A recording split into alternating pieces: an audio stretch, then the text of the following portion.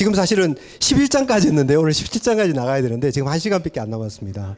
그러니까 거의 예, 이게 참 중요한 것만 하고 넘어가야 되는데, 자, 언약의 대상 이 부분은 꼭 해야 될 것 같아요. 그래도 언약의 대상. 왜냐하면 워낙 다윗 언약 그러니까 이제 이 부분을 하지 않을 수가 없어서 이제 분명한 것은 뭐냐면요, 백성을 위한 언약이다. 이 점을 분명히 언급되지 않으면 안 될 것 같아요. 왜냐, 다윗 언약 하니까 하나님이 다윗과 언약만 맺었냐? 그러면 일반 백성은 어떻게 되는 것이냐? 뭐 이런 질문이 늘 있을 것 같아요. 그래서 이제 우리가 이 부분을 분명히 하지 않으면 안 되는데, 사실은 여러분들 역시 답은 어디에 있습니까? 성경 본문 속에 있죠, 그죠? 본문을 잘 찾아보면 하나님이 왜 다윗과 언약을 맺으시느냐, 언약의 대상이 도대체 누구냐, 이거에 대해서 우리가 확인할 수 있어요. 여러분들 그 다윗과 언약을 맺는 그 맥락을 보면요, 계속 나타나는 말이 내 백성. 그 말이 계속 나타나요, 여러분들.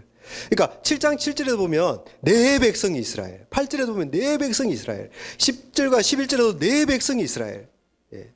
이런 그 이야기가 나타나고요. 이런 것이 이제 반복되는 것을 보면서 지금 하나님이 지금 무슨 마음을 무엇을 염두에 두고 있다. 하나님이 지금 다윗과 더불어서 언약을 맺잖아요. 언약을 맺는데 그 언약을 맺으시는 그 상황 속에서 하나님이 정말 마음에 염두에 두고 있는 존재가 누구냐? 사실은 내 백성이다라는 거죠. 다윗과 언약을 맺으셨지만 왜 언약을 맺으셨냐? 사실은 다윗을 위해서냐? 뭐 다윗을 위해서죠, 당연히. 다윗을 또 위한 것이지만, 그러나 사실은 하나님의 백성들을 위한 언약입니다. 그래서 다윗 언약 속에 이 백성이 배제되면 안 된다라는 것이죠. 여러분들 그 사무엘상 하 7장 10절로 11절 그거 인용해 놨는데요. 그 부분만 같이 한번 보겠습니다. 자, 시작.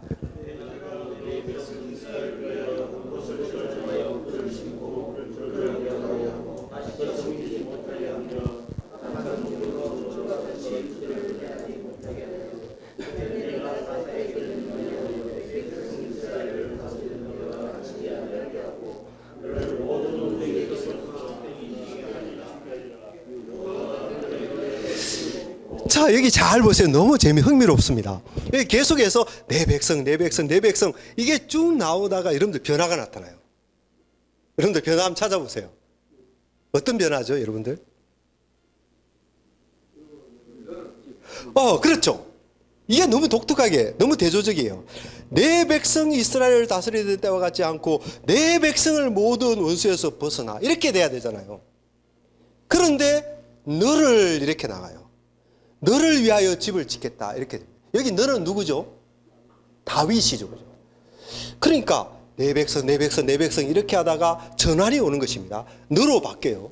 그런데 너로 바뀌는 시점에서 어떤 표시도 없이, 어떤 준비도 시켜주지 않고 독자들에게 내 백성 하다 바로 너로는, 이게 무슨 얘기입니까?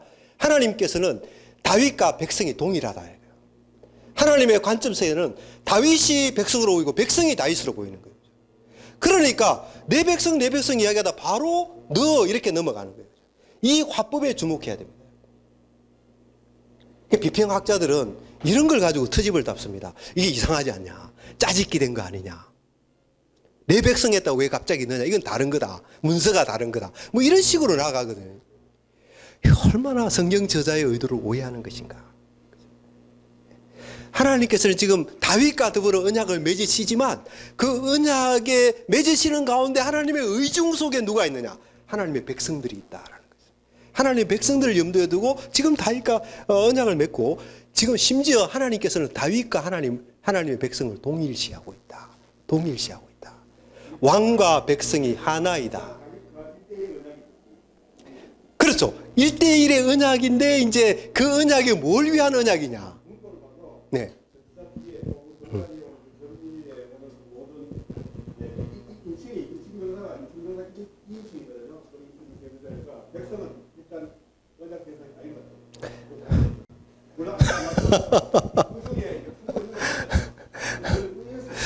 그렇지 않습니다. 이 언약은 여기서 방금 제가 설명드렸듯이 내 백성 이스라엘에 대한 관심이 계속 나타나고, 내 백성 이스라엘을 다스리던 때와 같지 않고 너를 모든 원수에게서 벗어나, 이렇게 돼 있어요. 그러니까 지금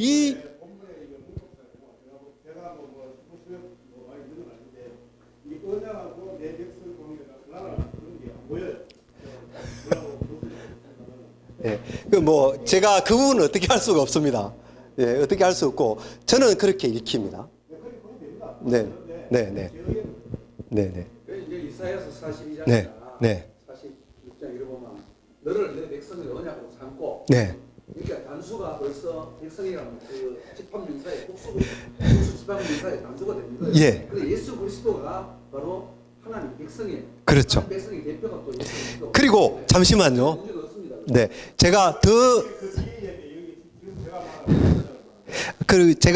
제가 이렇게 설명을 했지 않습니까? 문맥의 흐름 속에서 또 다른 논증이 뒤에 나옵니다. 그 논증까지 다 들으시고 이제 이야기를 하면 좋겠습니다. 자, 여기서 보면 이제 그렇게 아까 내 백성에서 이제 늘어나간다. 그래서 저기 뭡니까?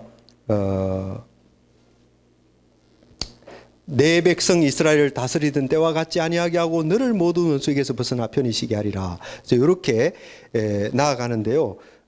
제가 이제 설명하는 방식은 그것입니다. 하나님은 지금 이스라엘 백성과 다윗을 동일시하고 있다. 일단 용서하시고 제 설명을 들어주십시오. 하나님은 지금 이스라엘 백성과 다윗을 동일시하고 계십니다.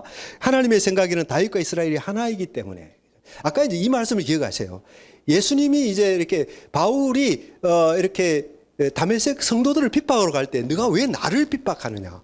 그러니까 예수님과 자기 백성을 동일시하는 그런 얘기를 하셨는데 사실 그것과 좀 염두에 두시고 들었으면 좋을 것 같아요. 그래서 하나님은 지금 이스라엘 백성과 다윗을 동일시하고 있다. 하나님의 생각에는 다윗과 이스라엘이 하나이기 때문에 이스라엘 백성의 안전에 대해서 말씀하시다가 바로 다윗의 평안으로 넘어간다. 그래서 하나님께는 이스라엘의 안전과 다윗의 평안이 하나로 연결된 문제다. 이렇게 이제 보게 되는 것이고요.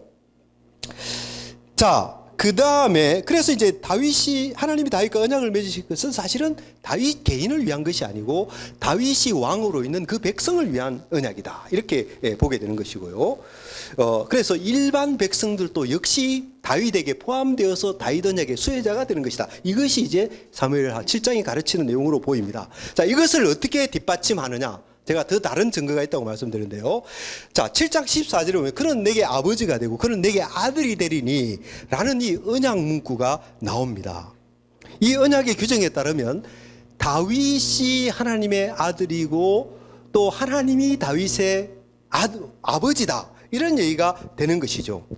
자, 이것이 왜 백성의 관계를 이해하는 데 중요하냐. 여기서 이제 많은 그 이야기가 나오게 되겠습니다만은, 자, 그럼 우선 이 아들과 딸, 하나님의 아들과 딸이라는 개념을 어떻게 이해해야 되느냐, 거기서부터 출발을 해야 될 것 같아요.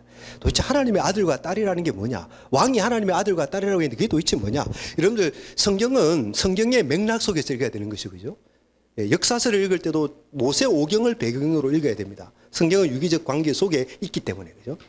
그래서 이 하나님과 아들 된 사람의 관계를 이야기할 때 우리는 당연히 모세오경으로 돌아가게 되는 것이죠. 모세오경으로 돌아가면 거기에 역시 하나님의 아들과 딸이라는 개념이 나타납니다. 근데 그 개념이 처음으로 나타나는 곳이 어딘가 하면 창세기 5장 1절로 3절입니다. 거기 보면 5장 1절로 3절 여러분들 잘 이제 한번 한 목소리로 읽어보면 좋겠어요. 시작.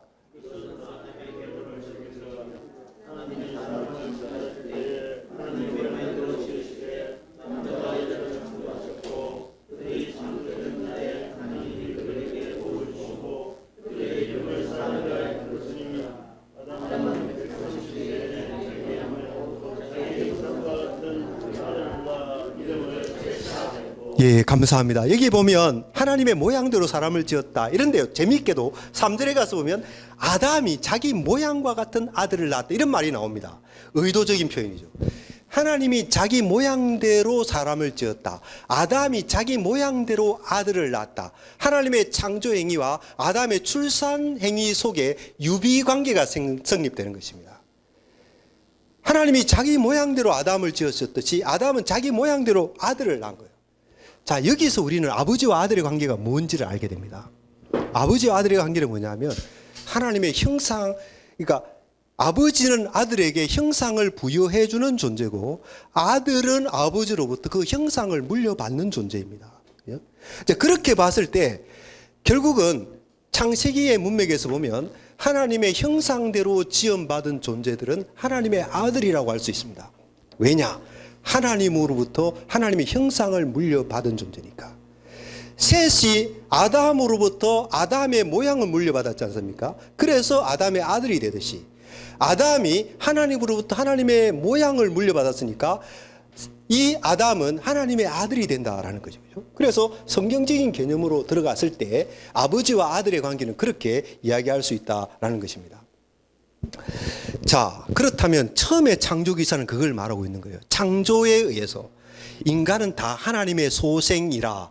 바울 사도가 이제 사도행전 17장에서 아르바게에서 그렇게 이야기. 하나님의 소생이라. 그것도 이제 아들 개념이 들어있는 거죠, 사실. 그리고 누가복음에 이제 예수님의 족보를 이야기할 때도 보면 누가 누구를 낳고 계속 그 설로 올라다가 아담까지 올라가고 아담 위는 하나님이라 이렇게 올라가죠, 그죠? 이런 것도 인간이 하나님으로부터 낳고 하나님과 인간 사이에는 기본적으로 아버지와 아들의 관계가 있는 것이다. 이런 개념을 전달하고 있는 거예요. 자, 그렇다면 왜 새로운 아들이 필요하냐? 창조에 의해서 모든 인간이 다 하나님 형상을 가지고 있으면 다 하나님의 아들인 것이 아닌가? 그런데 알죠, 우리는. 타락이 되어져서 인간이 하나님의 아들됨의 기능을 못하게 되어버린 것입니다. 하나님 아들됨의 기능을 못하게 되니까 하나님이 어떻게 하시는 것이죠? 아브라함을 부르셔서 새로운 아들을 일으키십니다. 그 새로운 아들이 누구입니까? 바로 이스라엘 백성입니다. 그 이스라엘 백성이 하나님의 아들이라는 표현이 어디 나옵니까? 출애굽기 4장에 나와요. 출애굽기 4장 22절로 23절에 보면 하나님이 모세에게 직접 하신 말씀이에요. 자, 같이 한번 읽어봅시다. 시작.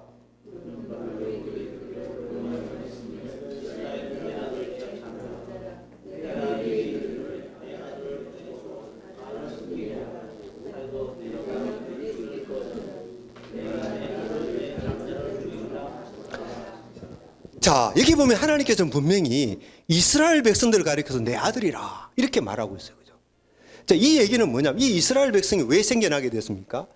바로 창조에 의해서 타락이 되어서 바벨탑 사건으로 이어지고 그래서 인간의 형편이 어떠하다라는 것이 밝히 드러났고 그 맥락 속에서 아브라함이 등장합니다. 그리고 아브라함과의 그 언약 관계 속에서 이스라엘 백성들이 생겨나게 돼요. 그 이스라엘 백성들을 가리켜서 하나님은 내 아들이요 내 장자라고 부릅니다. 그래서 창조에 의해서 모든 인간은 하나님의 형상을 받았기 때문에 창조에 의해서 형상됨이 물려지는 이런 관계가 지속되다가 이제 그 관계가 타락으로 인해서 파괴되어져 버렸기 때문에 하나님은 어떻게 하십니까? 아브라함을 부르셔서 그와 언약을 맺으시고 그의 후손을 통해서 하나님의 아들이라고 불리는 이스라엘 백성들을 일으키게 됐다라는 거예요. 그래서 이제 이런 어떤 이제 흐름을 보게 되는데, 그럼 결국 여기서 이제 아들됨을 이해하기 위해서 창조에 의해서 그런 게 아니죠, 그죠? 그러면 이스라엘 백성들이 새로운 아들이다. 말하자면 이제 이 하나님의 대안이죠. 타락하고 저주 아래 놓이는 세상에 대한 또 세상에 복을 가져오기 위한 하나의 대안으로서 아브라함을 일으키시고 그 후손을 이제 아들이라고 했을 때, 그럼 도대체 그 아들은 어떤 성격을 가지게 되느냐? 도대체 누구냐? 이제 그런 이해를 우리가 이제 해야 되는데요. 그런 이해를 해야 되는데 이제 아브라함 역사가 그것을 가르쳐 주고 있다고 봅니다. 이제 아브라함 역사를 보면 소위 그 역사를 잘 살펴보면 이 하나님의 아들이 어떻게 형성되는가를 알 수가 있어요. 그렇죠, 여러분들? 출애굽기 4장에 분명히 이스라엘을 내 아들 내 장자라 그랬잖아요. 근데 그 아들이 어떻게 형성되느냐 그 과정이 창세기 12장부터 50장까지 쭉 나오지 않습니까? 거기에 보면 이제 우리가 알게 된다 그런 얘기죠. 제가 그 전체를 정리해서 두 가지로 정리할 수 있습니다. 하나는 약속된 백성이라는 거죠. 누가 하나님의 백성이 되느냐? 약속의 자녀가 하나님의 아들이 된다라고 하는 것이죠. 자, 이 약속된 백성은 어떤 면에서 특별하냐? 바로 약속된 백성이라는 점에서 특별합니다. 세상의 다른 백성들은 어떠합니까? 그저 인간의 뜻에 의해서 그저 혈과 육으로 말미암아 생겨난 자들이에요. 그죠? 인간의 뜻에 의해서 혈과 육으로 말미암아. 그러나 이스라엘 백성은 어떻게 됩니까? 약속에 의해서 생겨납니다. 다시 말해서 하나님의 뜻에 의해서 하나님께로부터 난 자, 그게 약속의 백성이란 말이에요. 자, 그렇다고 해서 이 약속의 백성이 그럼 보통 생육법이 아니냐? 그렇지 않습니다. 보통 생육법이에요. 보통 생육법에도 불구하고 그들에게 특별한 것이 뭐냐? 왜 생겨났느냐라고 했을 때 그들은 하나님의 약속의 성취로서 생겨났기 때문에 특별하다. 여러분들 블레셋이 약속으로 생겨난 게 아닙니다. 애굽 족속의 약속으로 생겨난 게 아니에요. 그죠? 아말렉 족속의 약속으로 생겨난 게 아닙니다. 이스라엘 백성들만 약속의 성취로서 생겨난 백성이에요. 자, 이것을 대표적으로 보여주는 것이 이삭의 출생입니다. 여러분들 이삭이 왜 백세가 되어서 태어났을까요? 백세가 되어서 태어났다는 말은 말입니다. 아브라함이 그때까지 건강했다. 사라가 그때까지 아들을 낳을 수 있는 테스트 케이스가 된다. 그것을 보여주려고 하는 것이 아닙니다. 하나님의 백성이 어떻게 생겨나느냐를 보여주는 거예요. 하나님의 백성은 인간의 능력의 그 끝지점에서 생겨나는 것입니다. 인간이 어떤 자신의 능력과 자신의 수단과 방안을 다 동원해서 할 수 있는 그 어떤 경로를 통해서 하나님의 백성이 생겨나는 것이 아니고 더 이상 인간으로부터는 날 수 없는 상태이다. 그 지점에서 소위 말하는 약속의 담지자라고 하는 이삭이 생겨나는 거예요. 그것은 누가 보더라도 기적적인 출생입니다. 그죠? 기적적인 출생이에요. 그래서 그것은 약속의 백성이 무엇인지를 보여줍니다. 그야말로 약속이 성취되어서 생겨난 백성들이고 그런 의미에서 하나님께로부터 난 자들이 되는 것이에요. 그죠? 그렇지 않습니까, 여러분들? 하나님이 약속하셨고 그 약속이 성취되어서 하나님께로부터 난 자들이다. 혈과 육으로 말미암는 자녀가 아니라 약속된 자녀이다. 이것을 이삭의 역사가 보여주는 것입니다. 자, 좀 나중에 질문해 주십시오. 아니요, 나중에. 아니, 나중에. 질문은 제가 지금 강의를 하니까. 예. 예. 자, 네.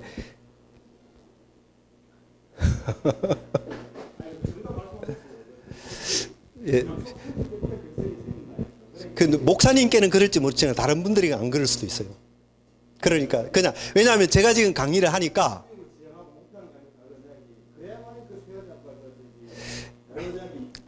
그러면 나중에 제가 좀 저한테 오셔서 가르쳐 주십시오. 제가 그때 배울게요.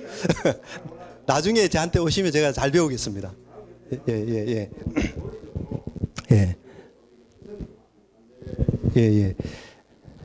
죄송합니다. 자, 그래서 이삭의 출생에 얘는 이 하나님의 아들이 어떻게 생겨나느냐? 보통 생육법이 아니고 하나님의 약속이 성취되는 방식으로 이삭이 생겨났다. 이제 그런 의미에서 하나님께로 난 자들이다. 제가 그렇게 이제 설명을 드렸습니다. 그 다음에 또 한 예가 야곱의 역사가 나타납니다. 여러분들 야곱의 역사도 역시 하나님의 백성이 누구인가를 대표적으로 보여주는 존재입니다. 자, 아시는 바와 같이 이제 이 야곱은 다 같이 이삭의 자손이에요. 이삭의 자손인데 아시다시피 그 리브가의 배 속에 상태가 잉태되어 있지 않습니까? 근데 성경에 보면은 하나님이 한 사람은 미워하고 한 사람은 사랑했다. 큰 자가 어린 자를 이렇게 창세기 25장 23절에 보면 그 말씀이 나오죠. 그죠? 자, 이 말씀은 이제 여기서 우리가 주목해야 될 것은 뭐냐면 야곱과 에서가 태어나기도 전에 아직 그 어머니 복중에 있을 때 하나님께서 그들이 어떻게 될 것인가를 미리 말씀해 주셨다는 사실이에요. 그러니까 두 사람이 어떤 선이나 악을 행하기도 이전에 한 사람은 하나님의 백성으로 다른 사람은 그렇지 않은 백성으로 정해졌다라는 것입니다. 그래서 우리는 이것을 가리켜서 예정이라 이야기합니다. predestination. 예정이라 이야기하고 또 unconditional election. 무조건적인 선택이라 이렇게 이야기하는 것입니다. 왜냐? 야곱이 선이나 악을 행하기 전에 그 복중에서 하나님이 야곱을 택하셨으니까. 사도 바울이 이렇게 얘기합니다. 로마서 9장 10절로 13절에 보면 사도 바울이 제가 한 말을 그대로 지금 말하고 있고 사실은 저도 이런 얘기를 하는 것이 사실은 이 바울에게서 배워서 이제 이런 얘기를 하는 것이죠. 자, 여러분들 로마서 9장 10절로 13절 같이 한번 읽겠습니다. 자, 시작.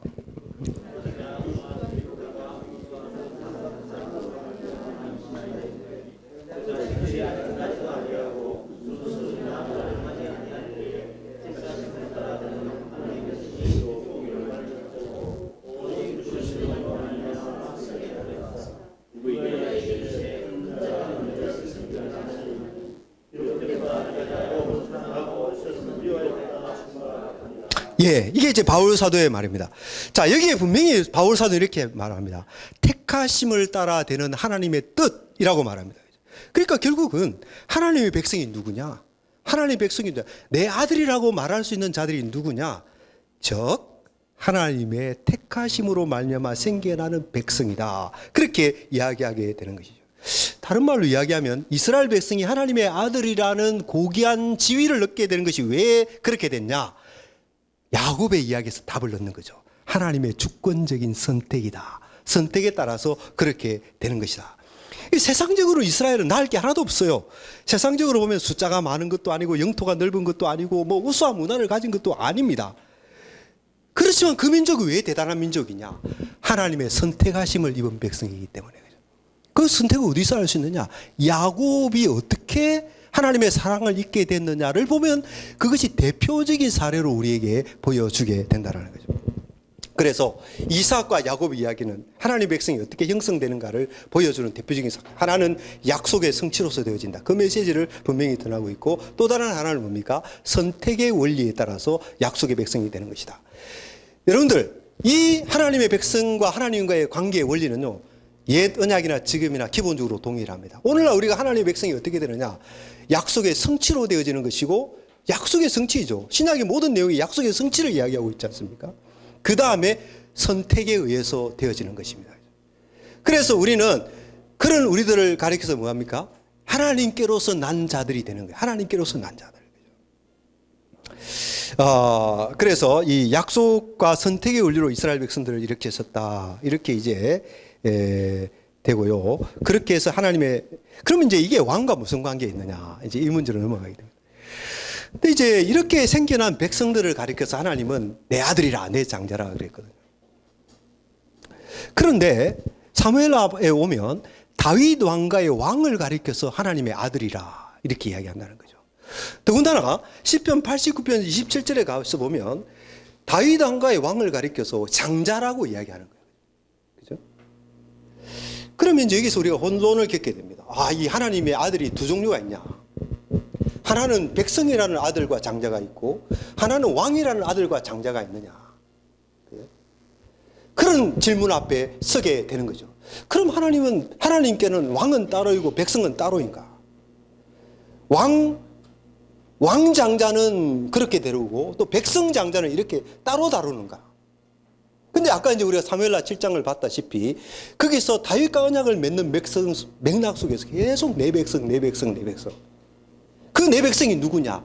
하나님께서 내 아들이라고 부르는 백성인 것이죠. 그런데 또 그 맥락에서 다윗을 보고 내 아들이라고 부른다는 거죠. 그래서 이것을 우리는 신학적으로 어떻게 설명합니까? 신학적으로 대표 개념으로서 설명을 하는 것입니다. 대표 개념. 그래서 어떤 대표 개념이냐면요, 다윗이 바로 하나님의 아들이요 장자인 이스라엘 백성을 대표하는 장자요 아들이다라는 것입니다. 이 이스라엘과 다윗이 별개가 아니고 하나님의 아들인 이스라엘을 대표하는 자로서의 하나님의 아들, 그가 바로 다윗이다. 그래서 그 두 대상은 하나님 앞에서 동일하다 하는 것이죠. 그래서 다윗과 이스라엘 백성들 사이에는 질적인 차이가 존재하지 않습니다. 다윗이 하나님의 장자이듯이 이스라엘 백성들도 하나님의 장자예요. 그러므로 다윗과 이스라엘 백성 사이에는 사실은 신분상의 차이가 존재하지 않습니다. 다윗은 높은 사람이고 이스라엘 백성들은 낮은 사람이고, 다윗은 특별한 존재이고 이스라엘 백성은 하찮은 존재이고, 이런 신분상의 차이가 전혀 나타나지 않는다는 거죠. 다윗이 하나님의 아들이듯이 그 백성들도 동일하게 하나님의 아들이 된다.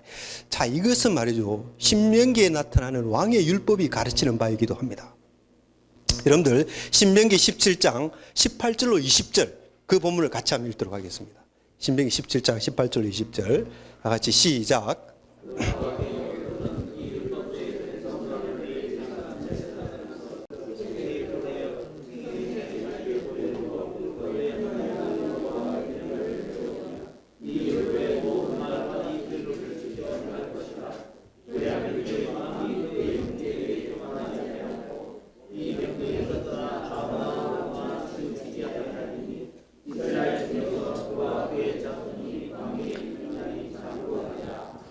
자, 여기에서 이제 왕에 대한 율법인데요. 왕과 백성의 관계를 여기서 규정을 하고 있습니다. 왕이 어떤 존재냐, 백성이 어떤 존재냐. 백성은 왕에게 형제다. 형제 중에 한 사람이다. 자, 그런 식으로 이제 신명기 율법은 분명히 이야기하고 있고, 그런 맥락에서 왕은 교만하면 안 된다. 왜냐? 형제들이니까. 그렇게 이야기하고 있다. 그러니까 왕은 백성들과 차원이 다른 어떤 특별한 존재가 아니다라는 거죠. 왕은 백성들 중에 한 사람이고, 여기 있잖아요. 이스라엘 중에서 그와 그의 자손. 그러니까 왕은 백성들 중에 한 사람이고, 백성은 왕의 형제다. 이것이에요. 그래서 왕은 어떤 위치에 있습니까? 백성들의 위치에서 그들이 마땅히 이루어야 될 하나님의 아들로서의 존재의 의를 대표적으로 구현해내야 되는 존재다라는 거죠. 왕은 하나님의 아들인 백성들이 구현해야 될 그 아들됨의 성격을 대표적으로 구현해야 될 그런 위치에 있는 사람입니다. 그래서 성경이 가르치는 왕의 제도는 이것입니다. 왕은 전제적인 지배자가 아니라 대표적인 통치자다. 백성을 대표하는 자이다. 이것이 성경이 가르치는 왕정의 원리다. 저는 여기서 탐복을 합니다. 그런데 우리가 민주주의 사회에 살고 있습니다만은, 사실은 이 민주주의 사회도 지배자와 통치자, 그 피지배자 사이의 관계 문제는 늘 갈등의 문제입니다. 그래서 이 정도 속에서 우리가 갈등을 겪고 있는데, 사실은 이만한 제도까지 오기에도 많은 진통이 있었죠. 역사를 살펴보면. 그런데 성경은 이 글이 지금 언제 쓰여진 글입니까? 모세 신명기 이 글은 적어도 기원전 14, 15세기에 기록된 글이라고 봅니다. 그러면 지금으로부터 3,500년 전에 기록된 글 속에 왕과 백성의 관계를 이런 관점으로 보고 있다는 거죠. 왕은 지배자가 아니다. 왕은 형제이다. 백성과 형제이다. 심지어 왕은 백성들을 섬길할 자이다. 왕이 하나님의 아들들이듯이 백성들도 하나님의 아들들이다. 여러분들, 이런 관점은 고대 근동에서 없는 것입니다. 고대 근동의 메소포타미아나 이집트나 이런 지역에서는요, 왕은 거의 신적인 위치에 있는 것이고 백성들은 그냥 노예고 종들이에요. 죽여도 상관없습니다. 그냥 왕의 재산일 뿐이에요. 그 문화 속에서 생겨난 글인데 말이죠.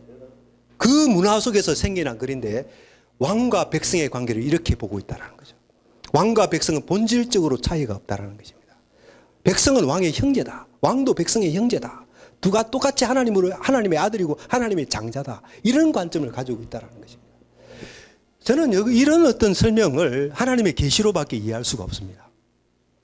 성령의 감동으로 기록되지 않고서야 어떻게 3,500년 전에 기록된 글이 이와 같은 통치체제, 이와 같은 왕과 백성의 관계에 대한 관점을 가질 수 있겠는가? 저는 하나님의 계시가 아니고서는, 물론 또 다른 사람이 볼 때 이걸 이제 어떻게 볼지 모르겠습니다만, 어쨌든 우리에게는 그런 의미로서 다가오게 된다는 거죠. 자, 이런 사실을 모두 종합할 때 다윗 언약의 수혜자가 누구냐? 백성이 배제되냐? 그렇지 않다라고 하는 것입니다. 다윗은 누구냐? 백성을 대표하는 존재로서의 왕이다. 자기 형제들인 백성 가운데 한 사람으로서 그들을 대표하는 자이고, 그가 왕이 하나님의 아들이 되었다 할 때도 전체 하나님의 아들들인 그 백성 가운데 한 사람으로서 그들을 대표하는 자로서의 아들이다. 이런 이해가 분명히 되어지는 것이고, 그래서 다윗이 하나님과 더불어 언약을 맺은 것은 사실은 하나님이 그 백성 전체와 언약을 맺은 것이다. 그런 성격을 갖는 것이다 라고 우리가 분명히 이해되어지게 된다라는 것입니다.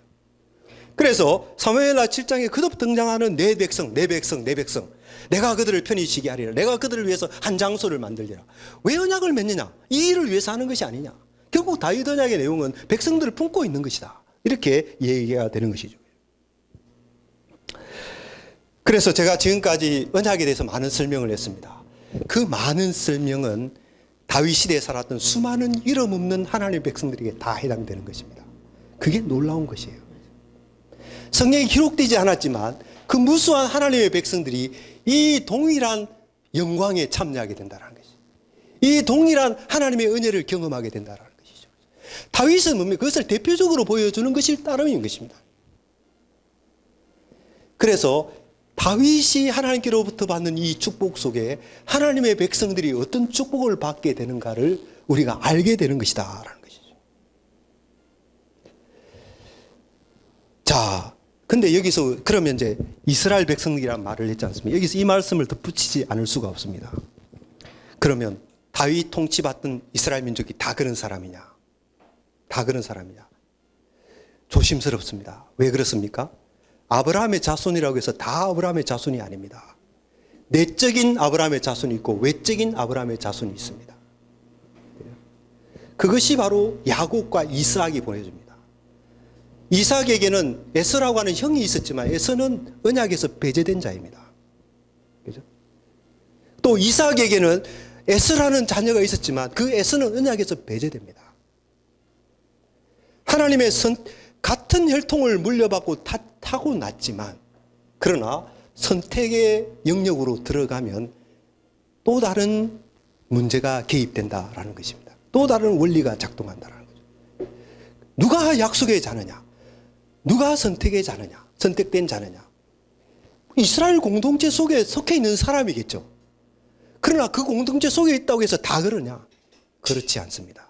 왜 그러냐? 바로 에서와 그 다음에 또 누구면 이스마엘이 그것을 대표적으로 보여주는 사례라고 할 수가 있는 것입니다. 즉 다시 이야기하면 다윗과 함께 하나님의 아들됨의 지혜를 누리는 그 언약 백성들이 분명히 있습니다. 그러나 그냥 혈통적으로 그냥 육신적으로 그 땅에 다 속해 있다고 해서 다윗 속에 있다고 해서 다 그런 자들이 되는 것은 아닙니다. 그 속에서는 분명히 그런 은혜 밖에 있는 사람들이 있습니다. 그런 은혜 밖에 있는 사람들이 있습니다. 그러나 그 속에 있으면서도 그 은혜를 누리는 사람들이 있어요. 그것은 신약의 교회 안에 같은 교회 안에 있으면서도 알곡과 가라지가 있는 것이 같은 원리입니다. 같은 원리예요. 교회 공동체에 다 속했다고 여러분들 다 하나님의 자녀라고 어떻게 봅니까? 보지 못하는 거죠. 그 속에는 분명히 가라지들도 있는 것입니다. 그러나 또 마찬가지로 그 속에는 알곡들이 있는 것입니다. 하나님이 내 아들이라고 부르는 존재들이 있다라는 거예요. 그건 아무도 모릅니다. 그건 아무도 몰라요. 그것은 내밀한 관계이고 하나님만이 아시는 거겠죠. 그리고 하나님의 은혜를 입은 우리들이 알고 있고 아는 것이고, 그죠? 우리들이 아는 것이죠, 사실은. 성령의 감동을 통해서 내가 하나님의 자녀인 것을 성령이 우리 속에서 증거하잖아요. 그 구체적인 예를 들자면 뭐 이런 것들이죠. 내가 죄에서 떠나는가 안 떠나는가. 내가 죄를 가지고 살면서 불편한가 안 한가. 그거 못 느끼면 하나님의 은혜에서 멀어져. 적어도 지금은 그렇습니다. 나중에는 어떨지 모르지만 내가 지금 죄와 더불어서 계속 그 죄 속에서 뒹굴고 있다고 한다면 어쩌면 그것은 내가 하나님의 선택된 자녀가 아닐 수도 있다라고 하는 증거가 되는 것입니다. 증거가 되는. 분명히 저는 그렇게 이야기할 수 있다고 봐요.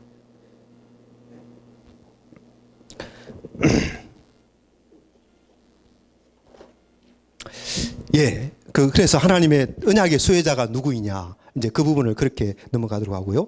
그 다음에 다윗과 나단, 여기는 한 가지입니다.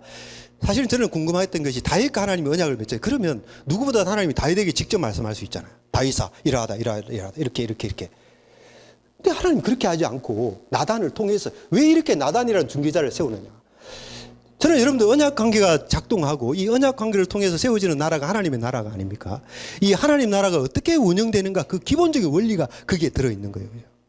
여러분들 선지자 여기 많은 설명이 있겠습니다만은 선지자가 누구냐 제가 여러 개 설명하려고 많이 노력했습니다만은 한 가지로 이야기할 수 있습니다. 선지자는 하나님의 말씀을 대언하는 자이다라는 것이죠. 하나님의 말씀을 대언하는 자이다. 그래서 하나님께서 다윗과 이와 같은 친밀한 관계를 맺으심에도 불구하고 왜 나단이라는 자를 통해서 이야기하느냐. 그것은 하나님 나라가 어떻게 운영되는가를 드러내시는 계시의 의미가 있다는 것입니다. 하나님의 나라는 선지자를 통해서 증거되는 그 말씀의 원리에 따라서 운영되는 것이다. 그것을 나타내고 있다는 거죠. 그래서 여러분들 왕권이 세워지면서 굉장히 강조되는 거 있죠. 선지자적인 장치입니다. 그런데 모세가 선지자의 대표죠. 그죠? 너와 같은 선지자를 일으키리라. 그 얘기는 뭡니까? 모세가 선지자의 기준이 된다는 얘기입니다. 그런데 모세가 죽고 난 다음에 이렇다 할 만한 선지자적 활동이 안 나타나다가 갑자기 선지자적 활동이 두드러지는 때가 나타납니다. 이때 왕정이 세워지면서부터요. 사무엘 선지자가 등장하면서부터 나단, 가 선지자, 엘리야, 엘리사 수많은 선지자들이 등장해서 활동합니다. 그들이 다 하나같이 왕과 관계를 맺고 있어요. 왜 왕정이 세워지면서 선지자가 이와 같이 등장을 하게 되는가? 그것은 왕정이 세워진 이 왕정이 어떻게 작동해야 되는가를 가르치고 있는 거예요. 이 왕정은 선지자를 통해서 전달되는 하나님의 말씀에 따라서 왕이 통치 행위를 하되 자의적으로 통치하는 것이 아니라 하나님의 말씀에 순종함으로써 통치해야 된다. 그런 하나님 나라의 통치 원리를 나타내고 있는 거예요. 여러분들. 그래서 여러분들 사무엘서 하면 누구보다도 잘 알잖아요. 왕 중의 왕, 다윗의 탄생을 이야기하는 책이다. 근데 신기하게 여러분들 그런 책이면은 책을 펴자마자 다윗의 조상은 누구이고 다윗이 어떻게 태어났고 다윗이 어떻게 성장했고 이러하다가 어떻게 왕이 그런 얘기가 자세히 나와야 이 다윗을 소개하는 얘기에 적합하지 않겠어요? 그런데 여러분들 사무엘서를 열면은 그런 얘기가 없습니다. 선지자가 어떻게 태어나느냐, 선지자가 어떻게 자라나느냐, 선지자에게 어떻게 하나님의 말씀이 임하느냐, 선지자가 어떻게 기름병을 찾아 들고 가서 왕에게 기름 부어서 왕으로 세우느냐, 이 얘기가 처음에 가득 채우고 있어요. 이것은 뭡니까? 세워지는 왕정이 어떤 원리에 의해서 왕정이 유지되어야 하는가, 그 기본 원리를 나타내고 있는 거예요. 왕국은 말씀의 기초 위에 세워져야 된다. 왕국은 말씀의 기초 위에 세워져야 된다. 하나님 나라는 어떻게 운영되는 것인가? 하나님 말씀이 주장해야 되는 것이다. 그것을 선지자의 활동이 부각되는 사건들을 통해서 하나님은 그것을 가르쳐 주시고 있으신 거예요. 여러분들 사울이 왜 왕이 안 되신지 아십니까? 아까 말씀드렸듯이 여러 가지 이유가 있겠습니다만은 하나님 말씀을 거부하는 자예요. 그것이 가장 사울에게서 치명적인 이야기입니다. 사울은 중요한 사안이 벌어졌을 때 하나님 말씀을 따를 것이냐 다른 것을 따를 것이냐 했을 때 사울이 선택하는 것은 언제나 하나님 말씀을 버리는 방향입니다. 하나님 말씀을 버리고 자기 생각대로 해버립니다. 그런 자는 왕이 될 수가 없죠. 왜냐? 그 나라는 하나님의 나라가 돼야 되니까. 하나님이 주장하시는 나라가 돼야지. 그렇지 않는 사람이 왕이 되면 어떻게 돼요? 인간의 뜻이 좌지우지하는 그런 나라가 될 거 아니겠어요? 그런 나라가 세워진들 뭐 하겠습니까? 그런 나라가 있어봤자 바빌론과 다를 바가 뭐가 있으며 이집트와 다를 바가 무엇이 있겠느냐 말입니다. 이스라엘이 되기 위해서는 어떻게 해야 되는 것이죠? 인간의 뜻이 좌지우지하는 나라가 아니라 하나님의 뜻이 좌지우지해야 된다는 거죠. 그래서 하나님의 뜻을 거부한 사울은 왕이 될 수가 없는 존재인 것입니다. 다윗이 하나님의 왕으로 선택되어서 이제 왕직을 감당했습니다만은 다윗에게 나타나는 중요한 특징이 그거예요. 다윗은 선지자와 대립한 적이 한 번도 없습니다. 그죠? 여러분들 그걸 중요하게 보셔야 돼요. 다윗은 우상 숭배한 적도 없습니다. 다윗은 비록 실수해서 범죄는 했지만 선지자가 무슨 말을 하면 바로 순종의 태도로 돌았습니다. 성전을 짓고자 했을 때도 성전 짓지 말라 하니까 다윗은 고집하지 않았어요. 바세바하고 범죄했을 때도 고집하지 않았습니다. 다윗은 선지자의 관계에서는 무조건 자기 부인입니다. 자기 부인이에요. 이게 뭡니까? 그래서 다윗은 늘 선지자와의 관계에서는 이상적인 모델로 남아있는 것이죠. 하나님 말씀에 순종하는 모습. 순종은 결국 다른 말로 하면 자기 부인 아닙니까? 자기를 부인하고 십자가를 지고 따르라. 그게 제자도의 핵심이죠. 그죠? 예수님을 따를 때도 우리가 요구받는 게 뭡니까? 자기를 부인하고 예수님을 따르는 거 아니에요. 다윗이 그런 인물이다라는 것입니다. 하나님의 뜻이 있을 때는 자기를 부인하는 거예요. 자기를 부인하고 하나님을 따라간 사람이 바로 다윗입니다. 다윗이에요. 그래서 왜 이 언약을 맺는 이 마당에 하나님께서 이 나단 선지자를 세워서 굳이 이렇게 말씀하셔야 되나? 뭐 하나님이 직접 다윗에게 말씀하신 적도 많아요. 많은데 이 언약을 맺는 이 중요한 공식적인 어떻게 보면 사실 이 언약이 나중에 뭐로 표현되는가 하면 인류의 헌장이라고 표현되고 있습니다. 토라타 아담이라고 되어 있어요. 그 얘기는 사실 그 나중에 제가 설명을 드리겠습니다만은 이 다윗 언약이 갖는 그 의미가 이 보편적인 의미를 갖는다 말이에요. 인류 보편적인 의미를 갖는다 말이에요. 그래서 다윗은 그것을 통찰했던 것입니다. 지금 하나님께서 자기가 맺는 이 언약이 어떤 의미를 갖는가를 다윗은 보았다라는 거예요. 그래서 그렇게 고백합니다. 하나님이여, 이것은 인류의 헌장입니다. 토라타 아담, 이것은 인류의 헌장입니다. 그 고백을 다윗이 했다라는 거예요. 자, 그런 중요한 마당에 하나님은 나단이라는 선지자를 등장시켜서 그를 통해서 말하게 하십니다. 이것은 다윗 왕국이 어떻게 작동해야 되느냐, 더 나아가서 하나님 왕국이 어떻게 작동하느냐, 그것은 바로 하나님의 말씀이 주장하는 나라이다. 왕도 그 말씀에 순종해야 된다. 그런 원리들을 나타낸다고 볼 수가 있습니다. 예. 그래서 이제 오늘날 우리도 사실 하나님 나라가 그런 식으로 존재하는 거죠. 우리가 하나님 말씀에 순종하는 그 속에 하나님 나라가 임하는 것이죠. 예. 그런 것을 이제 쭉 제가 설명을 했고요. 그래서 말씀에 의한 나라다. 이 점은 뭐 아무리 강조돼도 이제 그런 이제 원리가 가장 성취된 분이 예수 그리스도시죠, 그죠? 예수님 자신이 선지자 아닙니까, 그죠? 모세가 이제 너와 같은 선지자 일으키겠다. 그 너와 같은 선지자, 그것이 궁극적으로 바라보는 인물은 선지자이신 예수 그리스도거든요. 그래서 하나님께서 이는 내 사랑하는 아들이 너희는 저의 말을 들으라. 말을 들으라. 예수님의 말을 들어야 된다. 그 말이 무슨 얘기입니까? 예수님이 전하는 말씀이 하나님의 말씀이다라는 거죠. 그죠?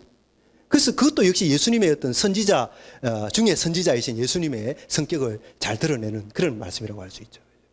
그분이 머리가 되는 나라가 우리 새언약 백성들이 속한 나라 아닙니까?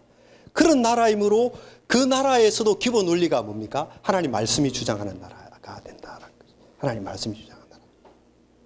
그래서 우리가 사실 하나님의 말씀의 인도함을 받을 때 그때 비로소 백성됨이라고 하는 것이 살아나는 거죠. 살아나는 거죠. 말씀에 대한 순종. 이런 차원에서 사실 기도가 이루어져야 됩니다. 말씀에 대한 순종이라고 하는 영역으로 넘어가면 그 부분에서 기도가 필요해지는 것입니다. 우리가 하나님이 주신 말씀을 붙들고 기도합니다. 그 중에 제일 대표적인 게 사랑이라는 말씀이죠. 하나님이 사랑이시니까. 뭐 아까 믿는 사람은 기뻐해야 된다, 즐거워해야 된다. 근데 잘 기뻐해지지 않잖아요. 그걸 가지고 기도해야 되는 거죠. 그러니까 하나님의 통치가 임할 때 사실 다 나타나는 현상이에요. 그러니까 하나님의 통치가 있으면 안식이 있는 거예요. 제가 처음에 이야기했듯이. 그런 문제를 놓고 우리가 하나님 앞에 기도할 때 그 기도 속에 하나님의 나라가 임하는 것이죠. 그래서 여러분들 예수님께서 성전하실 직전에 뭘 가르쳤습니까? 기도를 가르쳤습니다. 내 이름으로 기도하라. 참 놀라운 일이죠. 하나님 나라의 복음을 선포하면서 등장하셨던 그 예수님께서 이제 다 이루시고 난 다음에 떠나시면서 제자들이 뭐라 하죠? 기도해라, 기도. 내 이름으로 기도해라. 그 얘기는 뭡니까? 하나님의 나라가 그 기도 속에 임한다라는 거지. 기도 속에. 하나님의 말씀을 붙들고, 하나님의 말씀을 붙들고, 그 말씀을 붙들고, 하나님의 은혜에 의지해서 기도할 때, 그때 우리 속에 하나님의 통치가 이루어지게 되고, 그 통치 속에 하나님의 나라가 실제적으로 우리 속에 이제 영향력을 발휘하게 되고, 우리 속에 구체화되어지게 된다. 그런 얘기가 되는 것이죠. 뭐 선지자 얘기를 했습니다만은 사실은 우리가 이제 만인 제사장 이런 얘기를 하잖아요. 그죠? 예수님 이후의 시대는 만인 제사장이라 이런 표현을 쓰는데 사실은요, 예수님 이후 시대는 만인 선지자입니다. 뭐 그렇다고 해서 우리가 선지자 직분을 간다 그런 얘기는 아니죠. 그러면 이단이 되는 겁니다. 예. 그렇지는 않지만 사실은 만인 제사장이라는 말을 쓸 수 있다면 만인 선지자라는 말을 쓸 수 있습니다. 무슨 얘기입니까? 이 복음을 전하면 우리가 선지자 역할을 하게 되는 것이죠. 이 하나님의 말씀에 따라서 우리가 살고 이 하나님 말씀을 전하는 삶을 산다고 한다면 적어도 우리는 이 만인 선지자라고 하는 그런 어떤 차원에서 우리가 이 시대에 선지적 어떤 소명을 감당하는 삶을 살 수 있다. 이렇게도 우리가 우리 자신들에게 적용시킬 수가 있는 것이죠. 요엘서에 보면은 그때 여러 예언이 나오지 않습니까? 그죠? 요엘이 얘기하고 있는 그런 모든 것들이 다 사실 선지자적 기능을 말하는 거거든요. 남종이나 여종이나 노인이나 아들이나 뭐 할 것 없이 이렇게 그 요엘 선지자가 그런 시대를 내다보면서 예언하고 있지 않습니까?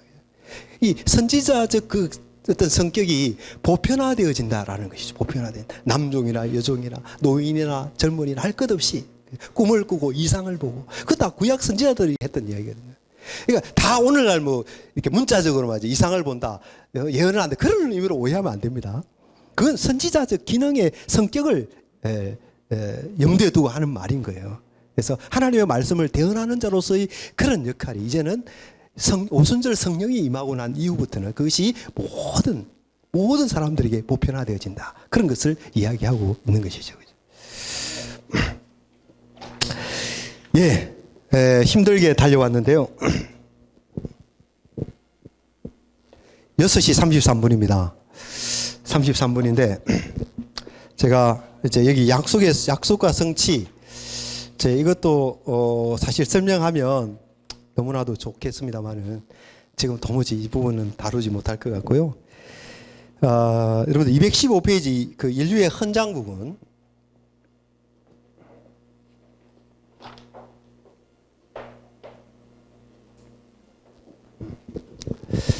자, 여기로 넘어오면 이제 언약의 중요 내용, 지금까지 다뤘던 내용을 다 요약적으로 제가 정리를 하고 있습니다. 언약의 주요 내용이 뭐냐, 헤세드가 뭐냐, 뭐 이제 돼 있는데, 결국 그 헤세는 하나님과 이스라엘 백성들 간의 사랑의 관계다. 이제 그렇게 이야기했고요. 이제 하나님이 우리를 이처럼 사랑하시니 우리도 하나님을 사랑할 수밖에 없다. 이런 어떤 관계, 그게 언약의 핵심이다. 뭐 그런 얘기를 했고. 그래서 하나님 백성들에게 반드시 헤세드의 성품이 나타나야 된다. 인애와 자비와 긍휼의 성품이 있어야 된다. 그런 얘기, 그게 쭉 돼 있고요. 호세아도 결국 그런 얘기를 하고 있고, 그 다음에 이제 그런 복의 정수가 하나님은 우리 아버지가 되고 우리는 하나님의 아들이 된다. 하나님을 닮아야 된다. 그런 얘기죠. 하나님이 그러하시듯이 우리도 그러해야 된다. 뭐 그런 얘기고. 그 다음에 또 그런 관계 속에서 이제 우리가 잘 못하면 어떻게 되냐. 하나님 우리를 징계하신다. 징계는 그 목적을 이제 달성해서 이제 우리를 하나님의 자녀로 온전케 한다. 여러분들 징계한다라는 말씀 속에 생각하면 이것도 생각해야 돼요. 이사야 53장에 보면은 고난받는 종이 있죠. 그죠? 저가 징계를 받음으로 우리가 나음을 입었도다. 하나님의 아들들이 와서 고난당하실 일을 예언하는 내용이 아닙니까? 근데 그 일을 이야기하면서 징계를 이야기하고 있어요. 저가 징계를 받음으로 우리가 나음을 입었도다. 그게 징계라는 것입니다. 징계. 그랬을 때 왕들이 범죄하면 이 백성 그 왕을 내가 징계하지만 은총을 빼앗지 않겠다 했을 때 그 징계를 우리가 생각할 때 다윗 왕가의 후손이 와서 받아야 될 그 징계까지도 염두에 두어야 된다라는 것입니다. 결국은 뭡니까? 다윗 왕가의 왕들 속에 많은 징계가 나타나는데 그 모든 징계는 사실 왕들을 완전케 하지 못합니다. 이스라엘 백성들을 완전케 하지 못해요. 아무리 매를 만다고 됩니까? 또 죄를 짓는데. 그러니까 그 징계가 완성케 되기는 위해서는 어떻게 되는 거죠? 이 다윗의 후손이 와서 이 징계받아야 될 백성들을 위해서 징계받는 그 징계가 있어야 된다는 것이죠. 그랬을 때 비로소 하나님과의 그 아들 관계가 궁극적으로 완성이 되는 것입니다. 그래서 여러분들 사무엘하 7장에서 징계를 이야기할 때 단순히 거기에서만 머물지 말고 다윗의 후손이 오셔서 받게 될 그 징계까지도 포함되는 예언의 말씀으로 봐야 된다. 그렇게 여러분들에게 말씀드리고 싶은 것이죠.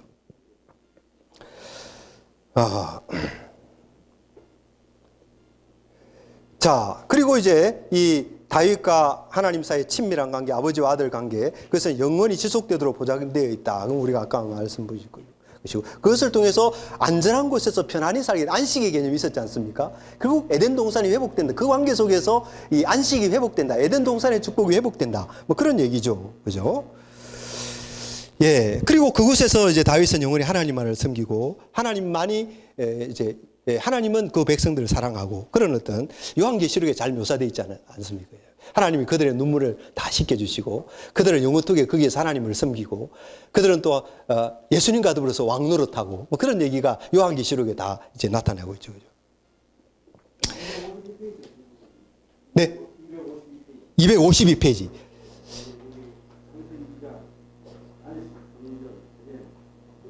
예, 감사합니다. 요거 잠시만 제가 요 맥락이 있어서 예, 죄송합니다. 예. 자, 그래서 이제 사실은요, 여러분들 잘 보셔야 될 게 죄송합니다만 219페이지 제일 밑에 한번 보십시오. 219페이지 그 단락이 참 중요해서 제가 여러분들에게 말씀드리는 거예요. 다윗은 영원토록 하나님을 섬길 겁니다. 그거 보이십니까? 예, 하나님은 그곳에 임재하시며 다윗과 그의 백성은 아까 에덴 동산이 회복된다 그렇게 그걸 염두에 두고 할 말이에요. 하나님은 그곳에 임재하시면 다윗과 그의 백성이 하나님에 대해서 그들을 다스릴 것이다. 그러므로 그곳은 태초에 에덴 동산이 그러했듯이 하나님의 성전으로서의 의미를 갖게 된다. 이거 다시 설명할 필요 없죠. 뭐 6월 달에 제가 다 설명했던 내용이니까 그죠? 성전으로서 의미를 갖게 된다. 하나님이 다윗에게 그의 씨가 하나님의 이름을 위하여 집을 지을 것이라고 말씀하신 것은 바로 이것을 염두에 둔 것이다. 솔로몬이 지은 성전은 이 영원한 성전의 그림자일 뿐이다. 하나님은 그 영원한 성전에서 다윗을 머리로 하는 백성들을 통치하심으로써 그들에게 영원한 안식을 얻도록 하신다. 이렇게 해서 다윗의 집과 하나님의 집은 하나로 통합된다. 다윗의 집과 하나님의 집이 하나로 통합된다. 하나님이 통치하실 평화의 나라는 다름 아닌 다윗의 집이며 이 집은 하나님이 임재하시는 곳인 만큼 성전 곧 하나님의 집이기도 하기 때문에 그래서 결국은 다윗의 집과 하나님의 집이 다른 것이 아니라 다윗의 집과 하나님의 집은 하나이다. 그 둘은 하나로 통합되는 것이다. 그렇게 우리가 이야기되는 것입니다. 그래서 다윗 언약은 이 모든 내용들을 다 품고 있다라는 것이죠.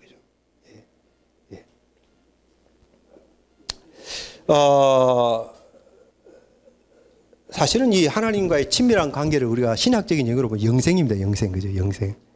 예?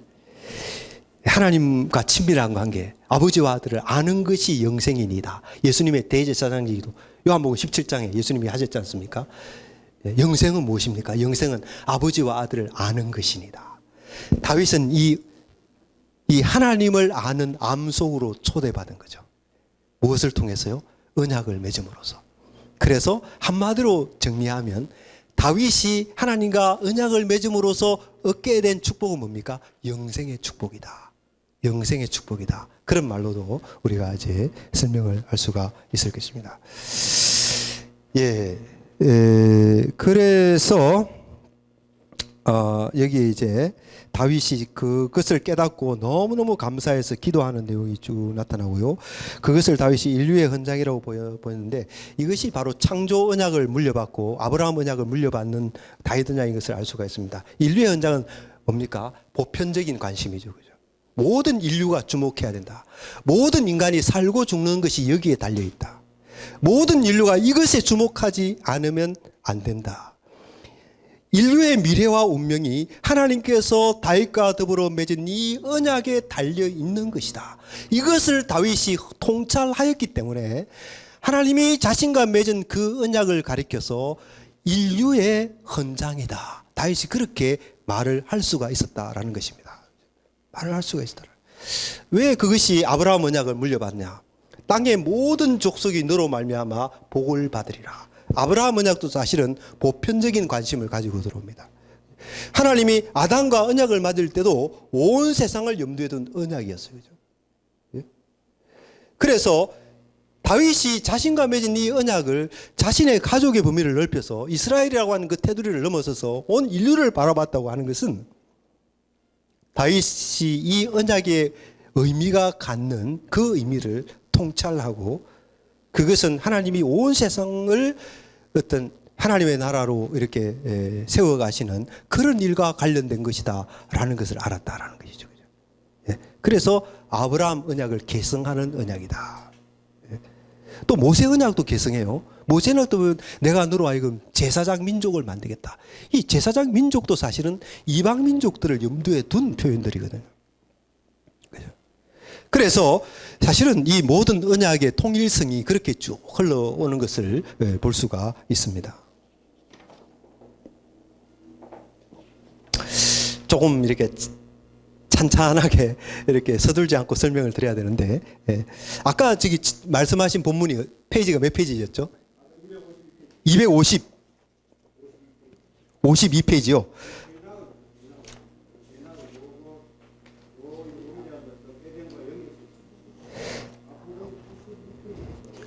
예. 이게 참 죄송합니다. 이거는 부록에 달려 있어서요.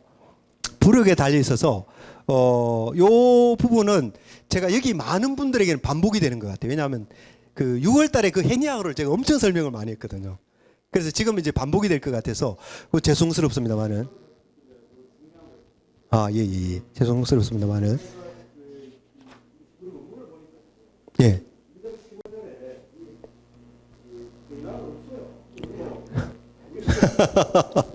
있습니다.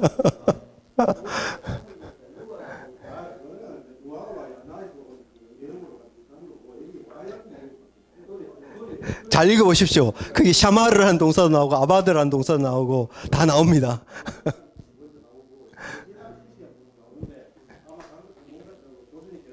예. 예. 그건 아닙니다. 그건 아니에요. 제가 분명히 창세기 2장 15절을 그거 안 보고 제가 이 책을 썼겠습니까? 헤니아흐는 뭐냐면요. 헤니아흐는 뭐냐 하면 누흐 동사의 히필령을 그냥 나타내는 말이에요. 그죠? 누흐 동사의 히필령이에요. 예. 거기에 창세기 2장 15절에 누흐 동사의 히필령이 나옵니다.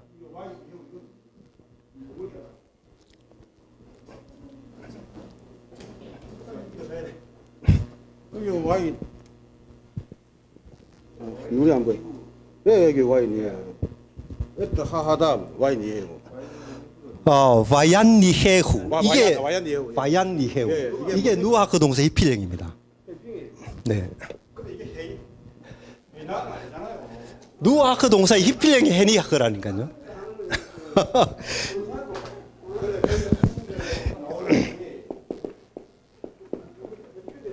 헤니아크는 그냥 대표적인 말로 제가 사용하는 거예요. 그때 이제 다 그런 말을 쓸 수 없잖아요. 저희 목사님이시죠? 목사님이시죠? 저는 여기 강의하러 온 사람입니다. 제가 논쟁하러 오는 사람이 아니에요.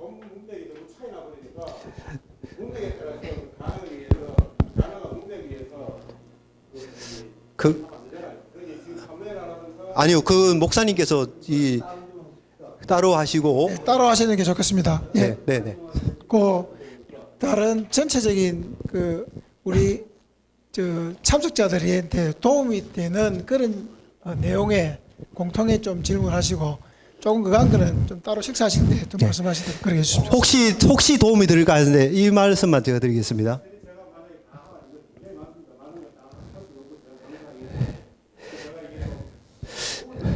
예, 그 바얀니헤후라는 말은 분명히 바얀니헤후라는 말은 분명히 누흐 동사의 히필령입니다. 그리고 헤니아크라고 했을 때는 저는 누흐 동사의 히필령을 대표적으로 언급하기 위해서 하는 말이에요. 그렇게만 설명드리겠습니다. 그 의미는 똑같아요.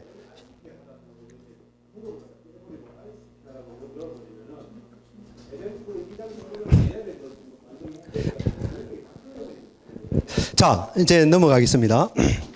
자, 그 다음에 17장에 다윗의 등불이라고 하는 그 단락을 마무리로 제가 삼았는데요. 이제 인류의 헌장이라 그 부분도 삶으셨고, 죄송합니다. 여기 너무 분주하게 해드려가지고, 그죠? 이 참 안식을 이야기하는데 이게 이제 안식으로 끝을 놔야 되는데.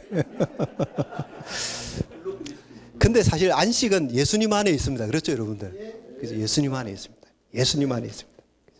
예. 자, 이 다윗의 등불로 끝을 맺었는데 이 단락은 이제 여러분들 열왕기에 보면 아까 사무엘에서는 사실 무조건적인 측면이 강조됐거든요. 여기 조건적인 것이 없지는 않았습니다만, 왜냐하면 이제 설명을 드렸습니다만은. 그런데 열왕기서로 오면 조건적인 면이 너무 전면에 드러나요. 그래서 혼란이 생깁니다. 이게 왜 차이가 나냐? 다 설명드릴 시간은 없습니다. 여러분들 이렇게만 설명을 드릴게요.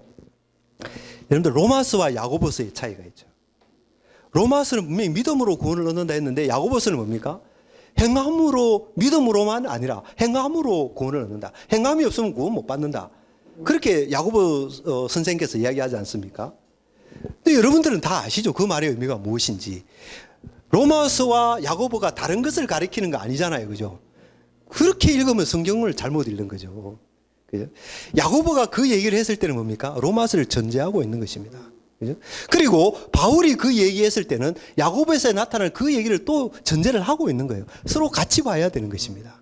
마찬가지로 사무엘서의 이 무조건적인 측면이 강조되고 열왕기서의 조건적인 측면이 강조되는데 그것은 어떤 배타적으로 봐서는 안 된다라는 거죠.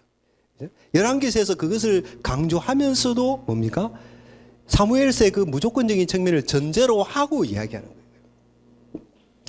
그래서 그게 이제 조건적인 측면이 그렇게 강조되는 것은 뭐냐면 저는 수사적 도구라고 봅니다. 수사적 도구. 뭐 자세히 설명을 못 드리겠습니다. 여러분들이 아마 느끼실 것 같아요. 여러분들 말 안 듣는 자식, 야 이놈아 너 말 안 들으면 집에서 쫓아내버려. 부모가 그런 말을 한다고 해서 야 나는 이제 자식 아닌 모양이다. 그거를 명제로서 받아들이면 안 되지 않습니까? 그죠? 그것은 절대적인 진리를 담고 있는 엄명이 아닌 거예요. 그것은 훈육을 목표로 한 수사적 도구입니다. 야, 그렇게 하면 안 돼! 라는 말인 것이죠. 그래서 열왕기서에서도 그 조건적인 측면을 강조하는 그 말들은 뭡니까? 그런 수사적 의도를 갖는 말이다라는 거예요. 다시 말해서 하나님과의 관계에 있어서 순종이 중요하다. 하나님 말씀을 순종하지 않으면 안 된다. 그것을 부각시키는 표현이다라는 거예요. 그런 관계 속에서 여러분들이 더 이해를 하시길 바라고, 그 다음에 여러분들 어떤 사람은 열왕기서는 다윗 언약과 전혀 관계가 없다 이렇게 주장하는 사람이 있어요. 유명한 학자들이 다 그렇게 얘기합니다. 근데 그것은 열왕기서를 모르는 사람들입니다. 열왕기서를 쭉 읽어보면 키워드가 있습니다. 그 중에 대표적인 키워드가 뭐냐 하면 다윗의 등불이라는 말이에요. 다윗의 등불.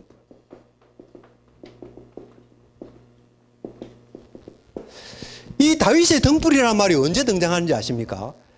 다윗 왕가가 심각한 진통 속에 있을 때, 다윗 왕가가 지금 아슬아슬한 상황에 있을 때, 그때의 다윗의 등불이라는 말이 등장합니다. 하나님이 다윗의 등불을 끄뜨리지 않는다. 끄뜨리지 않는다.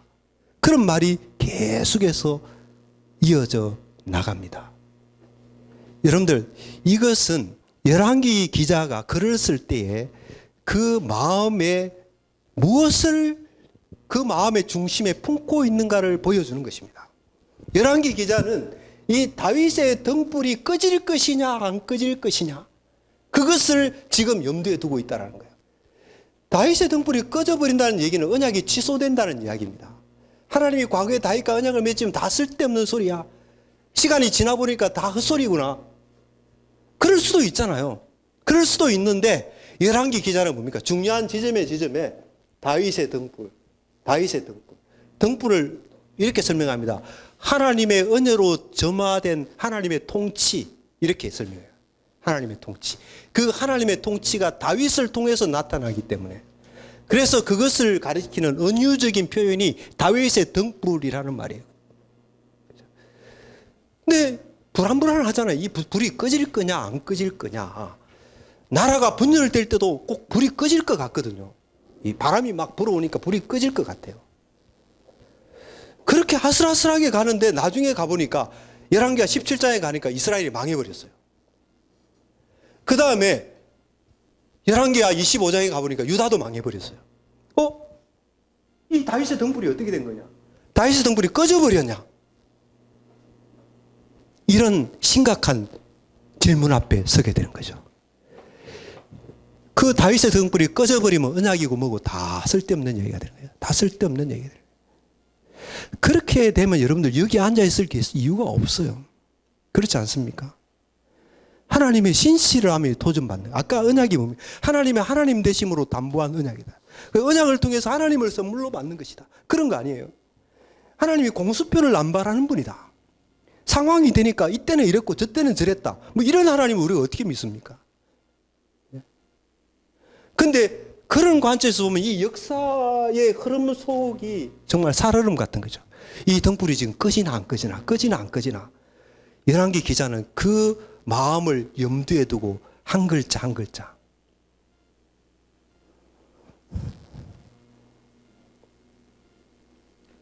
누군가 적었겠죠, 그죠? 누군가 적을 때 어떤 마음으로 그거를 써내려 갔을까? 열왕기 1장 1절부터 열왕기하 25장 그 긴 글을 이 어떤 사람이 어떤 마음을 품고 한 글자 한 글자 적어갔을까? 다윗의 등불이 꺼지나 안 꺼지나? 그건 거죠. 그런데 열왕기가 제일 마지막에 보면 다윗의 등불이 살아납니다. 그게 누구죠? 여호야긴의 등장이 나타납니다.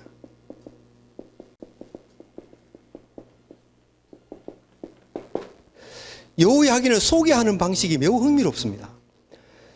이 여호야긴을 어떻게 소개하는가 하면 유다의 왕으로 소개합니다. 왕으로 소개합니다. 여호야긴이 사로잡혀 간 지 몇 년에 이렇게 나와요. 열왕기에서는 연대기적 구조가 굉장히 중요하거든요. 연대기 자체가 메시지 전달의 기능을 합니다. 여러분들 동시연대기라고 하는 거 있지 않습니까? 북왕국을 기록할 때 남왕국을 염두에 두고 기록하고 남왕국 왕을 소개할 때 북왕국을 항상 끼고 들어옵니다.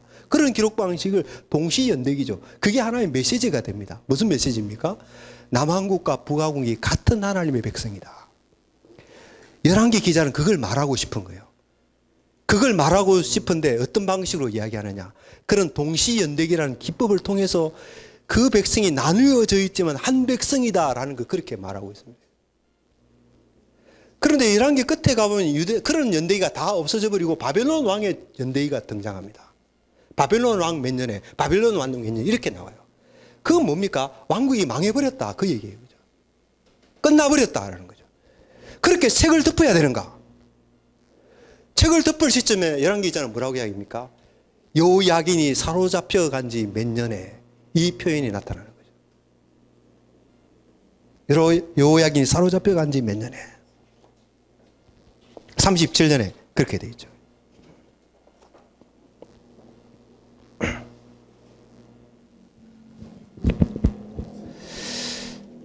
예. 자, 이것은 열왕기 기자가 계속 다윗의 등불. 그 끝에 가서 여호야긴이 사로잡힌 지 몇 년에 이 얘기는 무슨 얘기죠? 다윗의 등불이 꺼지지 않았다. 그 메시지를 전하고 있는 것이죠. 하나님의 언약은 여전히 변함이 없다. 그 얘기를 하고 있는 것이. 자, 거기 보면 여호야긴에 대해서 너무 자세하게 묘사하려고 애를 막습니다. 거기 보면 그냥 단순하지가 않아요. 뭐 6가지 정도 됩니다. 여호야긴을 감옥에서 석방하여 그의 머리를 들게 하고 그와 더불어 좋은 일을 말하고 그의 왕위를 그와 함께 바벨론에 있는 왕들보다 더 높이고 죄수의 의복을 벗게 하고 항상 바벨론 왕 옆에 장식을 입니다. 죽기까지 날마다 쓸 것을 공급받을 수 있도록 했다. 여기에 유다의 왕위로 또 언급되고 있고, 이 묘사가 무엇을 말하고 있느냐? 아까 제가 말씀드렸죠. 계속 열왕기 기자는 군데 위기의 상황이 될 때마다 하나님은 다윗을 기억하사 그런 말이 나오잖아요. 그리고 다윗의 등불 이게 계속 나오거든요. 그런 흐름 속에서 마지막에 다윗 왕가의 후손인 여호야긴이 유다의 왕으로 소개되면서 그의 왕위라는 말이 거기에 등장을 하고 그의 왕권이 회복되는 방식으로 본문을 소개하고 있는 것은 도대체 무슨 의도인가? 그것은 다윗을 통해서 전마된 하나님의 통치, 그죠? 하나님 나라의 하나님의 계획, 그것은 변함이 없다. 등불이 꺼지지 않았다. 그런 얘기죠. 여러분들 그런 관점에서 열왕기서를 읽어야 된다고 보고요. 그것이 구약 선지자들이 이야기하는 것이기도 하죠. 예레미야서 33장 20절로 22절에 가서 보면 이런 말씀하지 않습니까? 여호와께서 이와 같이 말씀하시니라 너희가 능히 낮에 대한 나의 언약과 밤에 대한 나의 언약을 깨뜨려 주야로 그 때를 읽게 할 수 있을진데 내 종 다윗에게 세운 나의 언약도 깨뜨려 그에게 그의 자리에 앉아 다스릴 아들이 없게 할 수 있겠으며 내가 나를 섬기는 레위인 제사장에 세운 언약도 파할 수 있으리라. 무슨 얘기입니까? 다윗과 세운 언약은 불변하다. 예레미야 선지자는 그것을 분명히 강조하고 있고 열왕기하 마지막 부분은 그것과 일맥상통하는 것이다. 자, 이런 맥락에서 보면 이제 다윗의 등불을 했는데 여러분들 요한복음에 보면 세상에 와서 비치는 참빛이 있지 않습니까? 참빛. 그 빛이 누구인지를 압니다. 바로 복음서들은 다윗의 후손이라고 이야기합니다. 예수님이 빛을 비추는 분이죠. 하나님의 통치라고 그랬어요. 하나님의 의로운 통치를 가리키는 은유적 표현이 등불이라고 그랬지 않습니까? 그 하나님의 통치를 완성하시는 분이 예수님이죠. 그 예수님을 사도 요한은 소개하기를 빛이라고 소개하고 있습니다. 구약과 신약이 이렇게 하나로 연결되어 있습니다. 예수님이 이렇게 다윗 언약을 성취하시죠. 다윗 시대에 비춰졌던 그 통치를 예수님이 이제 그것을 완성시키는 하나님의 빛으로 오시고 우리는 그 빛 가운데 살고 있는 것입니다. 그죠? 그리고 종말이 되면 이제는 태양빛이 쓸데없는 그런 하나님의 완전한 통치 속에서 우리가 하나님의 나라, 완성된 하나님 나라 안에서 하나님의 백성으로서 이제 그리스도와 더불어서 왕노릇하면서 살게 되겠죠. 그죠? 예, 이렇게 제가 강의를 마치도록 하겠습니다. 뭐 제가 여러 가지로 미흡한 점이 있고 또 때로는 여러분들이 동의하지 못할 부분도 있을 거예요. 저는 충분히 이해합니다. 동의하지 못할 부분도 있고 그러시리라고 봅니다만은 어쨌든 뭐 제가 또 이렇게 부족하지만 앞에서 강의를 하다 보니까 또 이렇게 시간 관계도 있게 해서 제가 좀 무리하게 한 점이 없지 않아 있을 것 같은데 여러분들에게 죄송스럽게 생각하고요. 또 널리 양해해 주시리라 그렇게 믿습니다. 하여튼 부족한 강의지만 이렇게 열심으로 들어주신 것에 대해서 감사드립니다.